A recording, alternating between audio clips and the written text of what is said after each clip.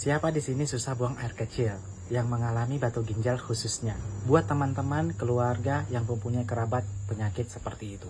Stop, jangan terburu-buru membawanya ke rumah sakit. Anda terburu-buru membawanya karena panik. Kebanyakan seperti itu. Anda mengeluarkan biaya lebih, mesti ada jaminan kartu kesehatan. Stop, jangan lakukan itu. Kita gunakan cara yang lebih aman tanpa operasi. Nih, siapkan kelapa muda. Warna apapun, jenis apapun bisa. Jangan gunakan kelapa yang sudah lama jatuh dari pohonnya. Terlebih lagi saat atasnya sudah terlepas. Biasanya kualitas kesegarannya sudah tidak baik lagi. Begini cara yang baik dan benar memprosesnya agar jauh lebih bermanfaat buat tubuh kita. Hanya kelapa muda saja. Yuk bantu bagikan video ini. Semoga menjadi salah satu ladang pahala. Ibu-ibu, bapak-bapak, siapapun yang melihat video ini, tolong perhatikan saya sebentar demi kesehatan kita bersama. Anda telah menyiapkan satu buah kelapa muda. Bersihkan bawahnya dan buat sejajar rata seperti ini. Tidak ada lagi tonjolan di bawahnya. Untuk bagian atas cukup bersihkan saja dan buat corong lubang kecil di bagian atas menganga ke langit-langit. Agar kita dapat melihat kadar kualitas air yang ada di dalamnya, aromanya segar masih dan kualitas isinya juga bagus. Di perapian saya beri contoh.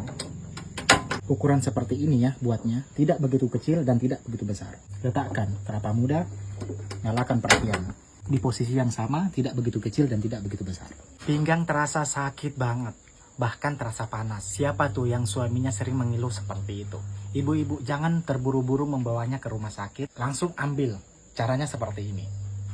Setelah Anda panaskan, ambil jahe seruas ibu jari saya ini. Geprek tuh jahenya. Masukkan ke dalamnya gula batu. Ambillah takarannya juga sama dengan sebesar ruas jahe tadi. Masukkan juga. Kesalahan terbesar saat kita memanaskan kelapa, apinya nggak boleh terlalu tinggi. Dikhawatirkan kalau terlalu tinggi, air kelapa ini tidak terukur suhunya dan akhirnya mendidih. Betul, ini betul ini. Itulah kesalahan kita selama ini. Oleh karena itu, kelapa ini tidak saya bakar utuh. Ini untuk kesehatan kita, kita buat seperti ini. Setelah Anda mencampurkan dua bahan tadi, lihat airnya. Ada mulai gelembung di dalam sana. Ingat ya, tidak mendidih. Mulai menggelembung dan mulai berasap bagian dalam. Udah, kita off.